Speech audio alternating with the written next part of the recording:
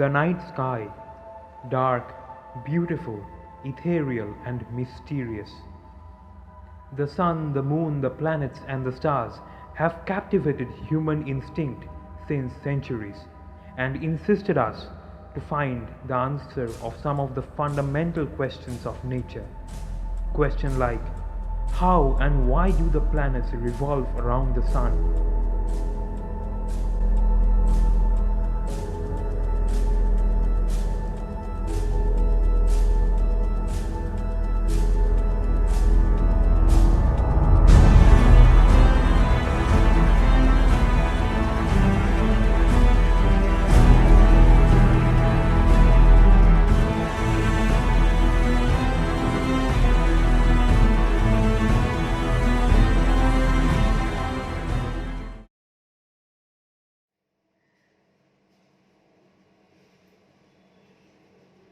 Astronomy is one of the earliest known natural sciences.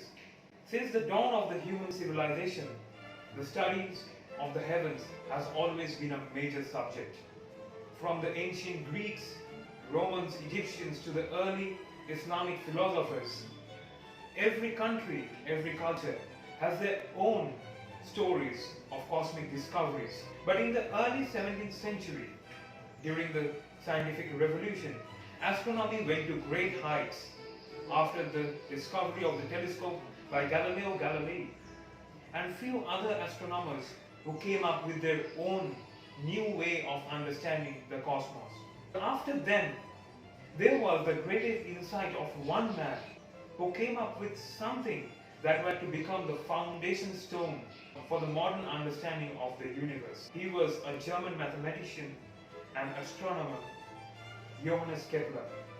By studying the works of Tycho Brahe and observational findings, which he did by his own refracting telescope, he came up with 3 laws governing the motion of the planets around the sun. And he explained that motion through mathematics. In this video, I'll try to explain Kepler's 3 laws of planetary motion, and also I'll derive the mathematics behind it. So let's understand.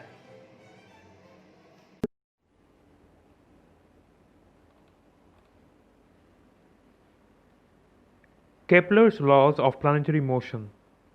Kepler published his 3 laws in his book named Astronomy and Nova between the year 1609 and 1619. The first law is quite simple. It states that every planet revolves around the sun or star in an elliptical orbit, keeping the sun or the star at any one of its foci.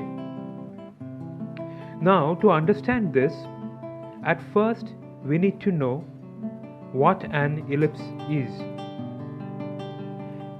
An ellipse is basically a squashed circle. Think of a circle. Draw 2 diameters perpendicular to each other and increase the length of one diameter. It becomes an ellipse. Also, a circle can be thought of like this, having 2 foci, both positioned at the center. The longer diameter is called major axis.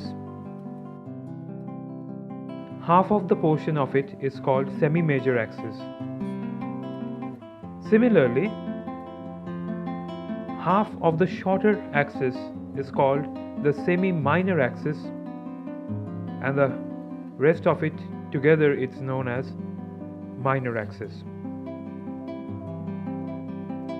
Here it's the center O, and this is the vertex.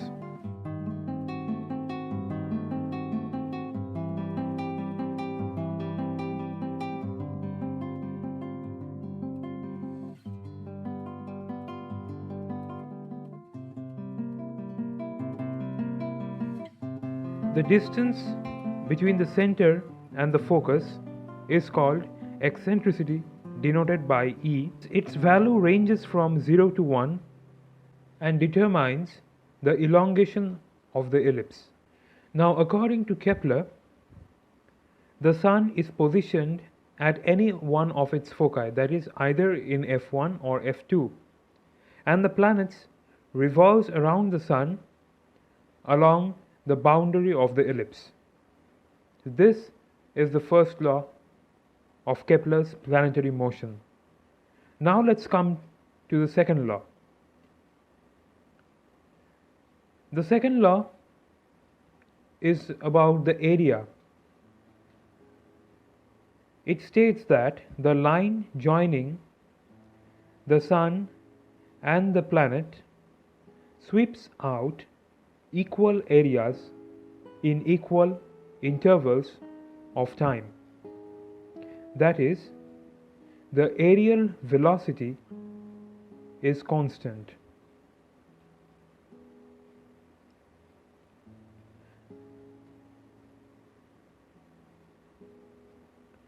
To understand this, let's draw the diagram.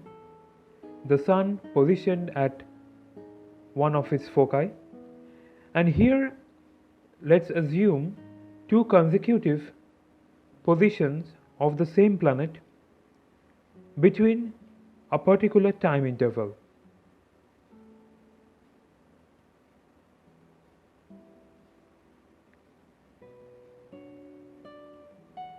Now, if I connect the planet and the Sun by two lines, it becomes a wedge. The angle is theta and the distance from the Sun to the planet is r. And so this part is r theta. Now, according to Kepler, the area of this wedge is always constant, independent of the planet's position, but the time interval should be same. So the area of the wedge is equals half into r theta, and if we differentiate it with respect to the area, it becomes half r squared d theta. If I divide this dA with dt, that is time interval, we get the rate at which the area is swept out on the orbit. But we need to prove that the aerial velocity remains constant. For that, we need angular momentum, which is denoted by the letter L, which is the product of the mass of the planet, the distance, and velocity. Now, dA by dt equals half into r d theta by t, as I said previously. So it becomes half r square d theta by t dt. So r d theta by dt is v theta, which is the angular velocity. So dA by dt is equals half L by m. So we are simply substituting the values.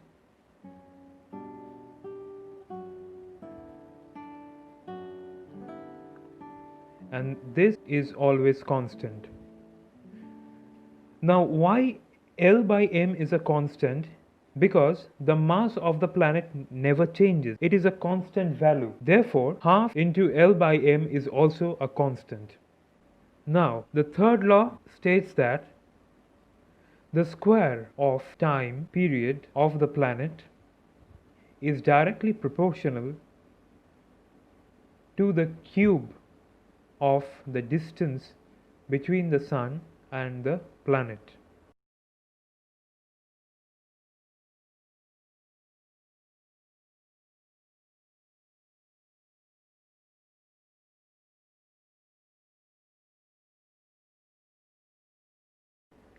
That is, if we assume the orbital period or time period to be t, and we saw that the distance between the sun and the planet is r.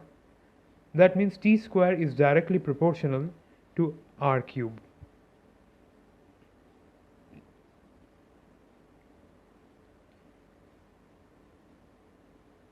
And there it goes, Kepler's 3 laws.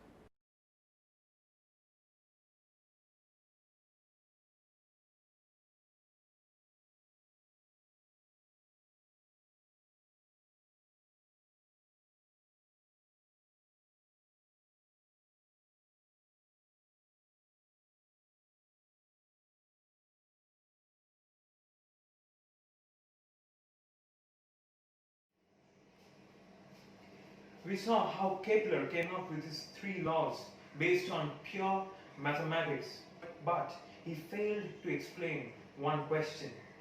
Why do the planets have to go around the sun? Today we know that the planets move around the sun because of the sun's gravitational pull. But back then, during Kepler's time, the law of gravitation was not invented. It was this Keplerian physics that led to the formulation of the universal law of gravitation by Sir Isaac Newton. But how it was done is a topic for another Phygeek video. Till then, stay tuned and remember, it's all about physics.